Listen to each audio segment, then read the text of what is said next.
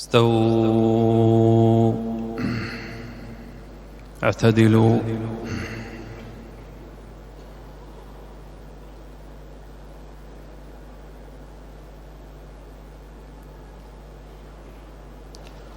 حاذوا بين المناكب والأقدام وسدوا الفرج.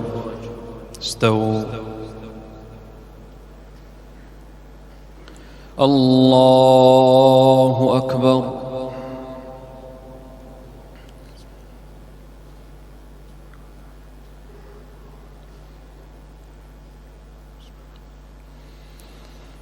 الحمد لله رب العالمين الرحمن الرحيم مالك يوم الدين إياك نعبد وإياك نستعين اهدنا الصراط المستقيم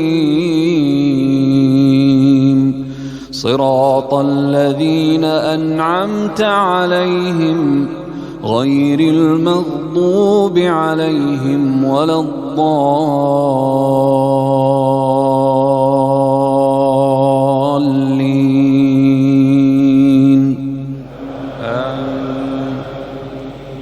بسم الله الرحمن الرحيم. ألف لام را تلك آيات الكتاب المبين إنا أنزلناه قرآنا عربيا لعلكم تعقلون. نحن نقص عليك أحسن القصص بما أوحينا إليك هذا القرآن وإن كنت من قبله لمن الغافلين. إذ قال يوسف لأبيه يا أبت إني رأيت 11 كوكبا والشمس والقمر رأيتهم لي ساجدين. قال يا بني لا تقصص رؤياك على إخوتك فيكيدوا لك كيدا إن الشيطان للإنسان عدو مبين. وكذلك يجتبيك ربك ويعلمك من تأويل الأحاديث ويتم نعمته عليك وعلى آل يعقوب كما أتمها على أبويك من قبل إبراهيم وإسحاق إن ربك عليم حكيم. لقد كان في يوسف وإخوته آيات للسائلين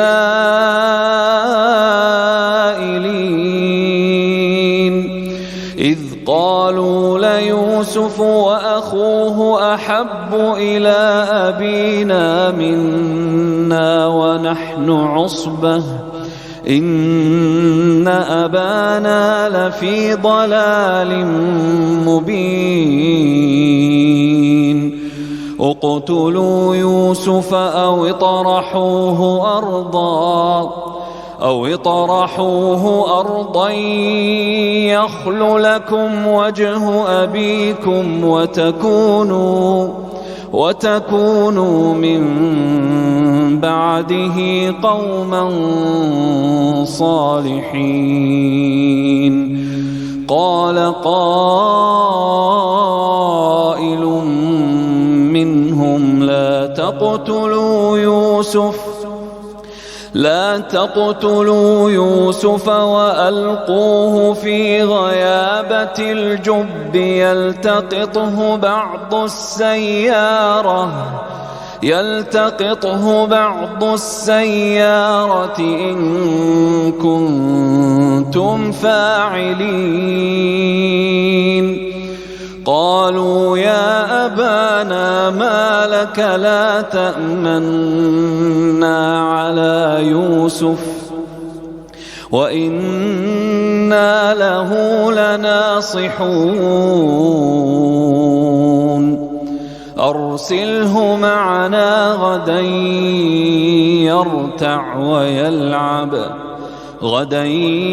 يرتع ويلعب وإنا له لحافظون. قال إني ليحزنني أن تذهبوا به وأخاف أن يأكله الذئب وأنتم عنه غافلون. قالوا لئن أكله الذئب ونحن عصبة إنا إذا لخاسرون. فلما ذهبوا به وأجمعوا أن يجعلوه في غيابة الجب وأوحينا إليه لتنبئنهم بأمرهم هذا وهم لا يشعرون. وجاءوا أباهم عشاء يبكون. قالوا يا أبانا إنا ذهبنا نستبق وتركنا يوسف عند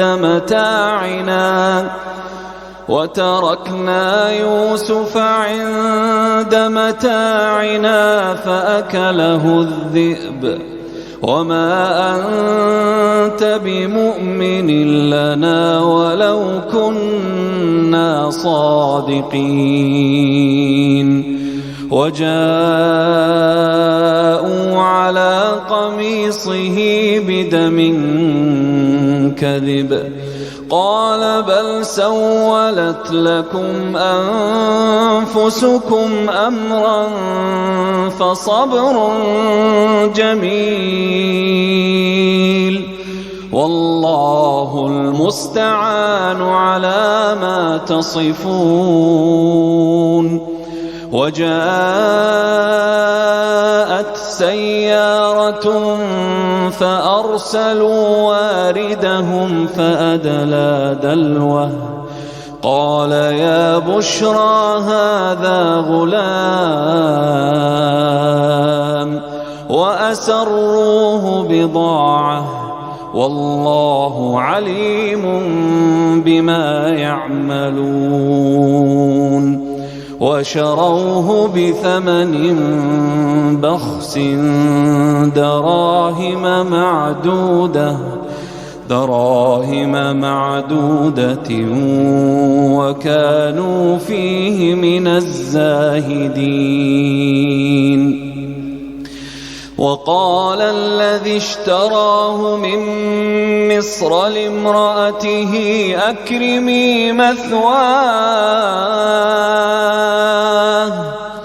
أكرمي مثواه عسى أن ينفعنا أو نتخذه ولدا وكذلك مكنا ليوسف في الأرض ولنعلمه من تأويل الأحاديث والله غالب على أمره ولكن أكثر الناس لا يعلمون. ولما فلما بلغ أشده آتيناه حكما وعلما وكذلك نجزي المحسنين وراودته التي هو في بيتها عن نفسه وغلقت الأبواب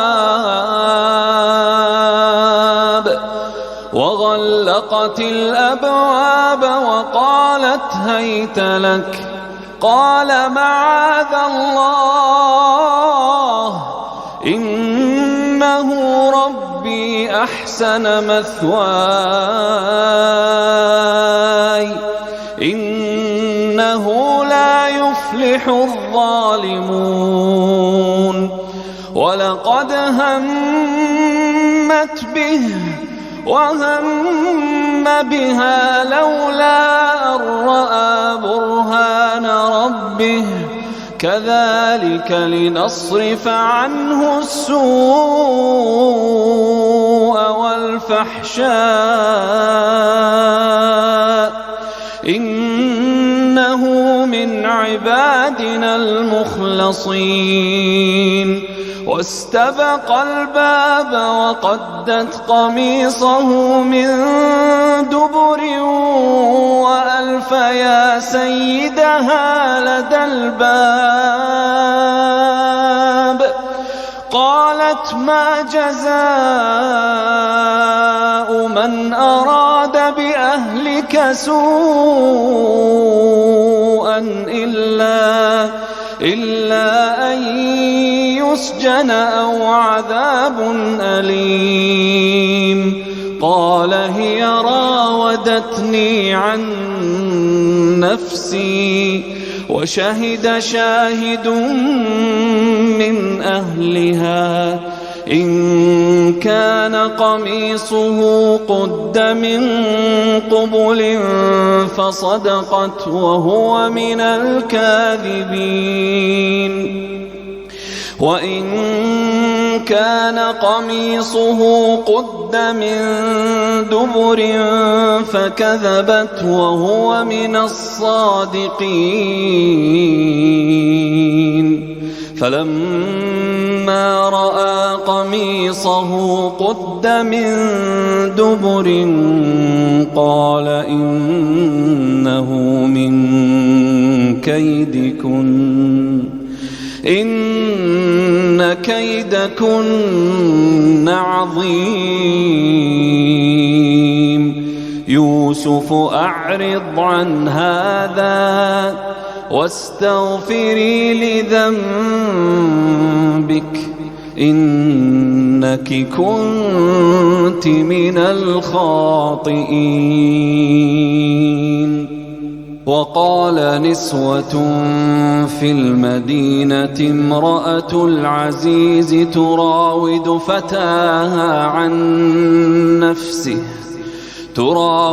فتاها عن نفسه قد شغفها حبا إنا لنراها في ضلال مبين فلما سمعت بمكرهن أرسلت إليهن وأعتدت لهن متكئا وآتت كل واحدة منهن سكينا وقالت اخرج عليهن فلما رأينه أكبرنه وقطعن أيديهن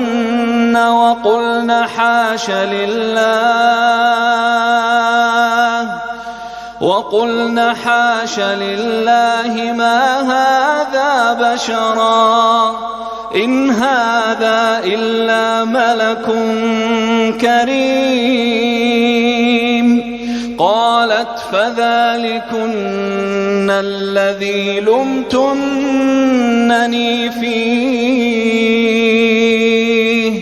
ولقد راودته عن نفسه فاستعصم ولئن لم يفعل ما آمره ليسجنن وليكونن من الصاغرين.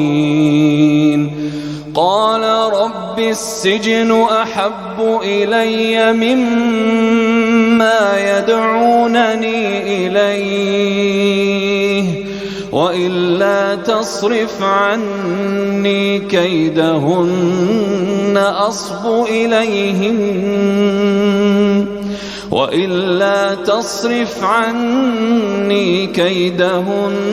أصب إليهن وأكن من الجاهلين. فاستجاب له ربه فصرف عنه كيدهن إنه هو السميع العليم. ثم بدا لهم من بعد ما رأوا الآيات ليسجننه حتى حين.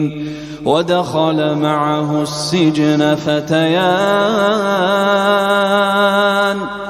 قال أحدهما إني أراني أعصر خمرا وقال الآخر إني أراني أحمل فوق رأسي خبزا تأكل الطير منه نبئنا بتأويله إنا نراك من المحسنين. قال لا يأتيكما طعام ترزقانه إلا نبأتكما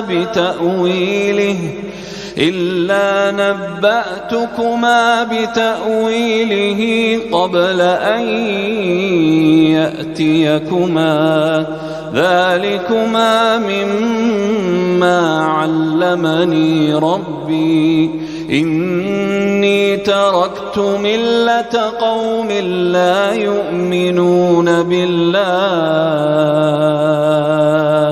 وهم بالآخرة هم كافرون. واتبعت ملة آبائي إبراهيم وإسحاق ويعقوب ما كان لنا أن نشرك بالله من شيء ذلك من فضل الله علينا وعلى الناس ولكن أكثر الناس لا يشكرون. يا صاحبي السجن أأرباب متفرقون خير أم الله الواحد القهار. ما تعبدون من دونه إلا أسماء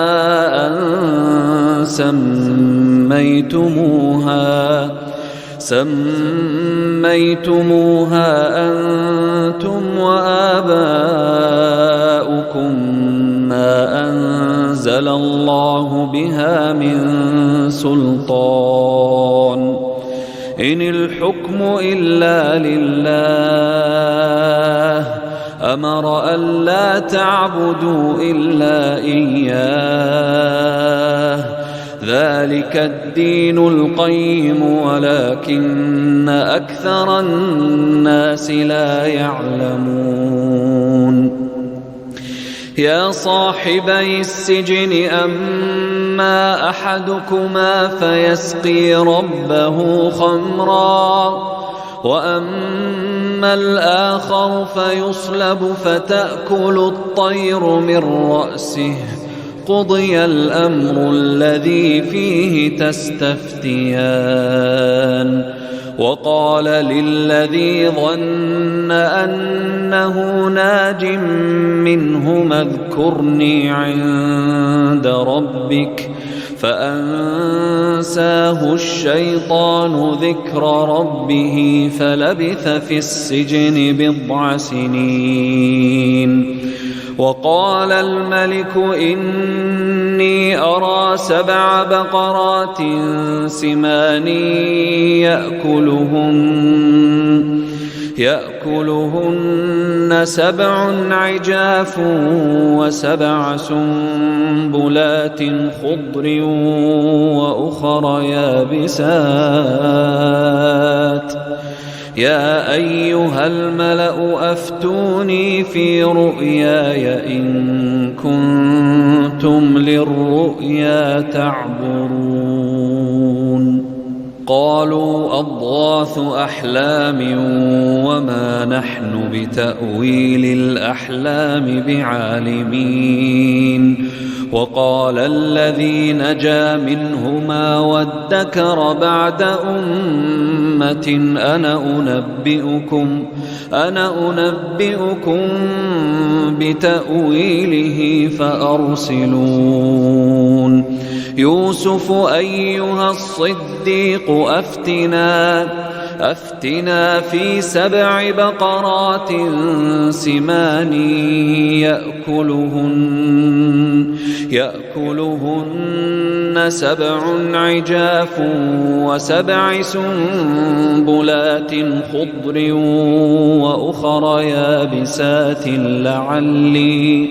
لعلي أرجع إلى الناس لعلهم يعلمون. قال تزرعون 7 سنين دأبا فما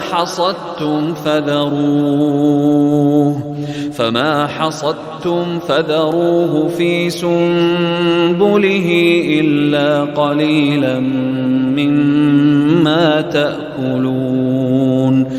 ثم يأتي من بعد ذلك 7 شداد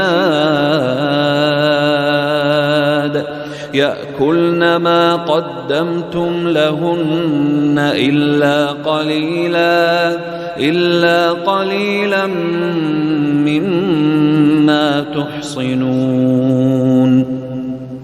ثم يأتي من بعد ذلك عام فيه يغاث الناس وفيه يعصرون. وقال الملك ائتوني به فلما جاءه الرسول قال ارجع إلى ربك فاسأله ما بال النسوة اللاتي قطعن أيديهن إن ربي بكيدهن عليم.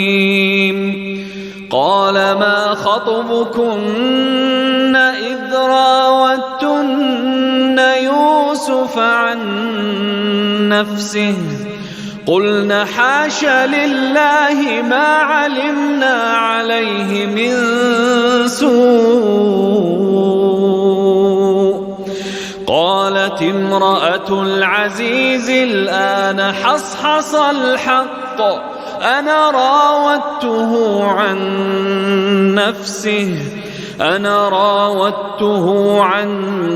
نفسه وإنه لمن الصادقين. ذلك ليعلم أني لم أخنه بالغيب وأن الله لا يهدي كيد الخائنين.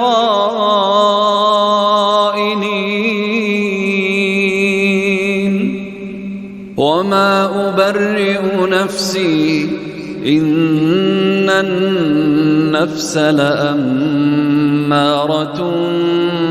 بالسوء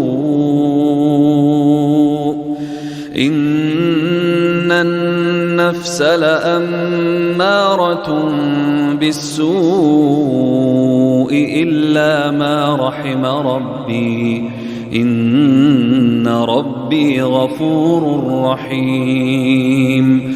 وقال الملك ائتوني به أستخلصه لنفسي فلما كلمه قال إنك اليوم لدينا مكين أمين قال اجعلني على خزائن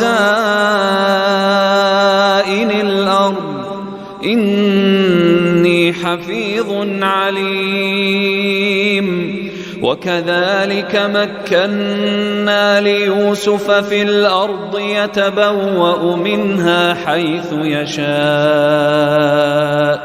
نصيب برحمتنا من نشاء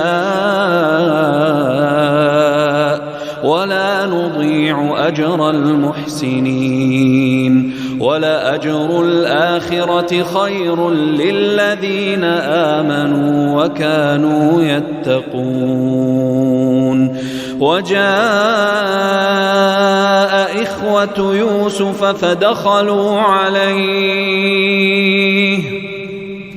فدخلوا عليه فعرفهم وهم له منكرون ولما جهزهم بجهازهم قال ائتوني بأخ لكم من أبيكم ألا ترون أني أوفي الكيل وأنا خير المنزلين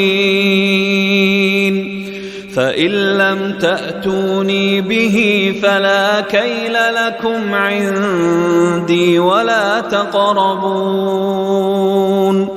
قالوا سنراود عنه أباه وإنا لفاعلون وقال لفتيانه جعلوا بضاعتهم في رحالهم لعلهم يعرفونها إذا انقلبوا إلى أهلهم لعلهم يرجعون فلما رجعوا إلى أبيهم قالوا يا أبانا منع منا الكيل فأرسل معنا أخانا نكتل وإنا له لحافظون قال هل آمنكم عليه إلا كما أمنتكم على أخيه من قبل فالله خير حافظا وهو أرحم الراحمين ولما فتحوا متاعهم وجدوا بضاعتهم ردت إليهم قالوا يا أبانا ما نبغي هذه بضاعتنا ردت إلينا ونمير أهلنا ونحفظ أخانا ونزداد كيل بعير ذلك كيل يسير قال لن أرسله معكم حتى تؤتون موثقا من الله لتأتونني به إلا أن يحاط بكم فلما آتوه موثقهم قال الله على ما نقول وكيل وقال يا بني لا تدخلوا من باب واحد وادخلوا من أبواب متفرقة وما أغني عنكم من الله من شيء إن الحكم إلا لله عليه توكلت وعليه فليتوكل المتوكلون ولما ولما دخلوا من حيث أمرهم أبوهم ما كان يغني عنهم من الله من شيء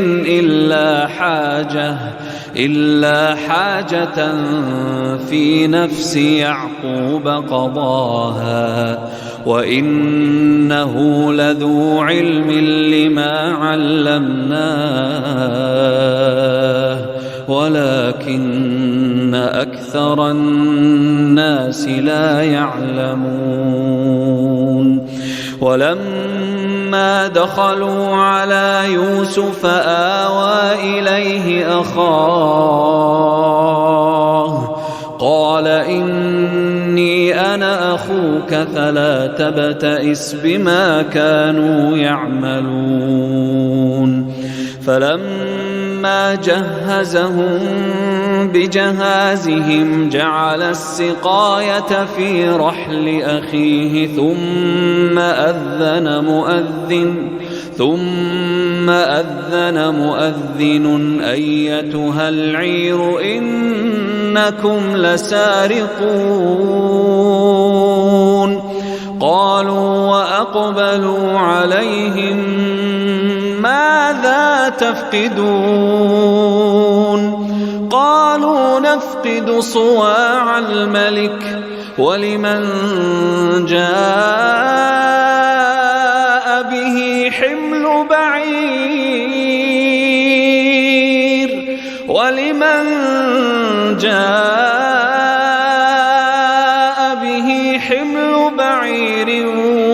وأنا به زعيم قالوا تالله لقد علمتم ما جئنا لنفسد في الأرض وما كنا سارقين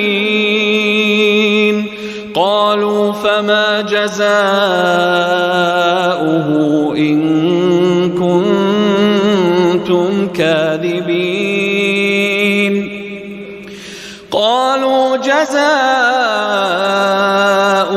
من وجد في رحله فهو جزاؤه كذلك نجزي الظالمين فبدأ بأوعيتهم قبل وعاء أخيه ثم استخرجها من وعاء أخيه كذلك كدنا ليوسف ما كان ليأخذ أخاه في دين الملك إلا أن يشاء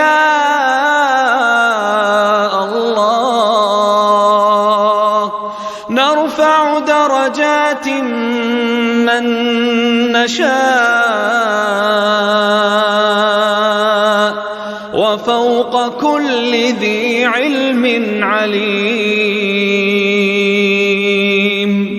قالوا إن يسرق فقد سرق أخ له من قبل فأسرها يوسف في نفسه ولم يبدها لهم قال أنتم شر مكانا والله أعلم بما تصفون قالوا يا أيها العزيز إن له أبا شيخا كبيرا فخذ أحدنا مكانه إنا نراك من المحسنين قال معاذ الله أن نأخذ إلا من وجدنا متاعنا عنده إنا إذا لظالمون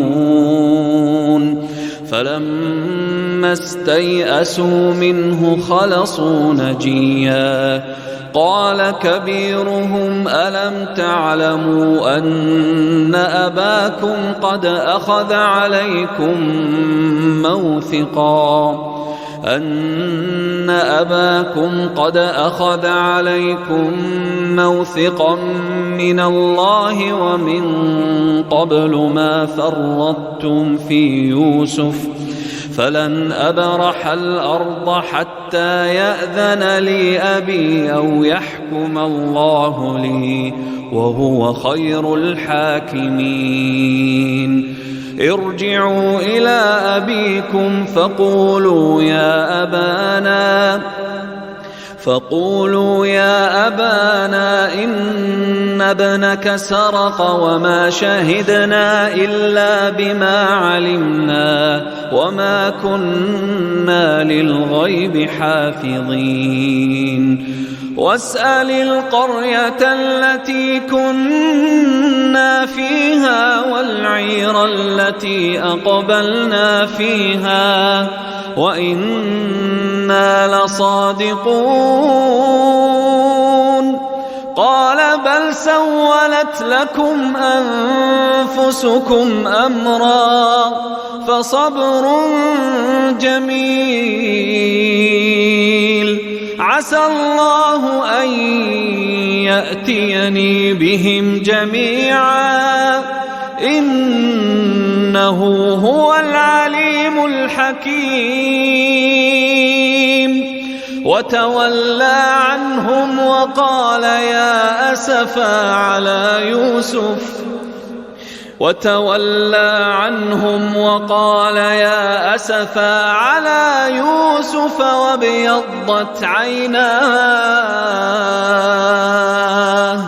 وابيضت عيناه من الحزن فهو كظيم. قالوا تالله تفتأ تذكر يوسف حتى تكون حرضا أو تكون من الهالكين. قال إنما أشكو بثي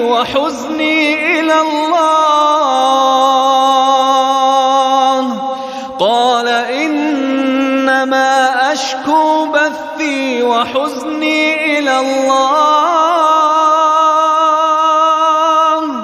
وأعلم من الله ما لا تعلمون.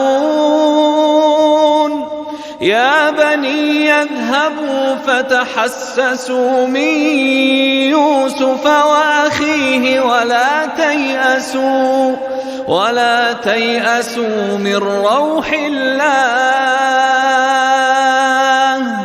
إنه لا ييأس من روح الله إلا القوم الكافرون. فلما دخلوا عليه قالوا يا أيها العزيز مسنا وأهلنا الضر وجئنا ببضاعة مزجاة فأوفلنا الكيل وتصدق علينا إن الله يجزي المتصدقين.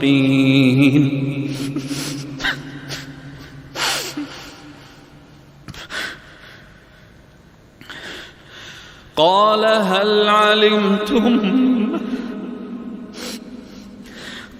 هل علمتم ما فعلتم بيوسف وأخيه إذ أنتم جاهلون.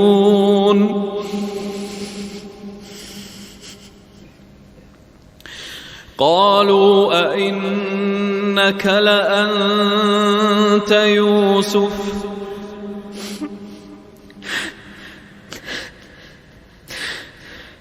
قال أنا يوسف وهذا أخي قد من الله علينا إنه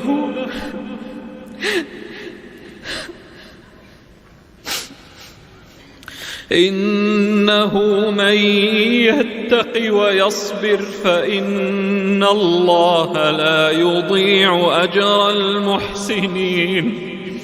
قالوا تالله لقد آثرك الله علينا وإن كنا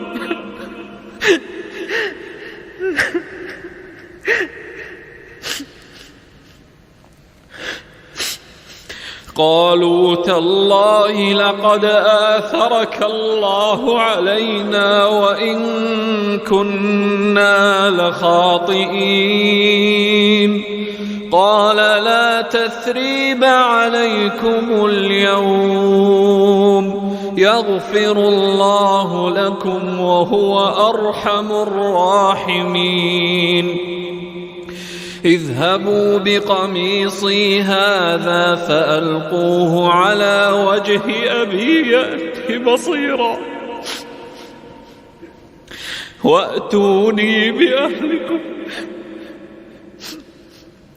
وأتوني بأهلكم أجمعين ولما فصلت العير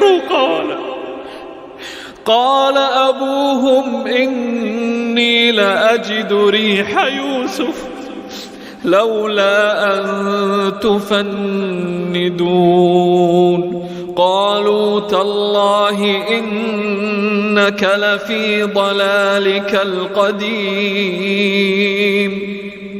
فلما أن جاء البشير ألقاه على وجهه فارتد بصيرا قال ألم أقل لكم إني أعلم من الله ما لا تعلمون قالوا يا أبانا استغفر لنا ذنوبنا إنا كنا خاطئين قال سوف أستغفر لكم ربي إنه هو الغفور الرحيم فلما دخلوا على يوسف آوى إليه أبويه وقال ادخلوا مصر إن شاء الله آمنين ورفع أبويه على العرش وخروا له سجدا وقال يا أبت هذا تأويل رؤياي من قبل قد جعلها ربي حقا وقد أحسن بي إذ أخرجني من السجن وجاء بكم من البدو من بعد أن نزغ الشيطان بيني وبين إخوتي إن ربي لطيف لما يشاء إنه هو العليم الحكيم رب قد آتيتني من الملك وعلمتني من تأويل الأحاديث فاطر السماوات والأرض أنت ولي في الدنيا والآخرة توفني مسلما وألحقني بالصالحين ذلك من أنباء الغيب نوحيه إليك وما كنت لديهم إذ أجمعوا أمرهم وهم يمكرون وما أكثر الناس ولو حرصت بمؤمنين وما تسألهم عليه من أجر إن هو إلا ذكر للعالمين وكأين من آية في السماوات والأرض يمرون عليها وهم عنها معرضون وما يؤمن أكثرهم بالله إلا وهم مشركون أفأمنوا أن تأتيهم غاشية من عذاب الله أو تأتيهم الساعة بغتة وهم لا يشعرون قل هذه سبيلي أدعو إلى الله على بصيرة أنا ومن اتبعني وسبحان الله وما أنا من المشركين وما أرسلنا من قبلك إلا رجالا نوحي إليهم من أهل القرى أفلم يسيروا في الأرض فينظروا كيف كان عاقبة الذين من قبلهم ولدار الآخرة خير للذين اتقوا أفلا تعقلون حتى إذا استيأس الرسل وظنوا أنهم قد كذبوا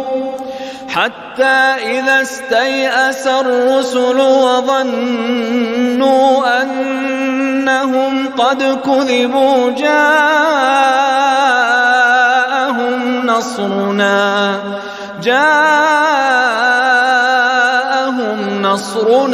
فنجي من نشاء ولا يرد بأسنا عن القوم المجرمين لقد كان في قصصهم عبرة لأولي الألباب ما كان حديثا يفترى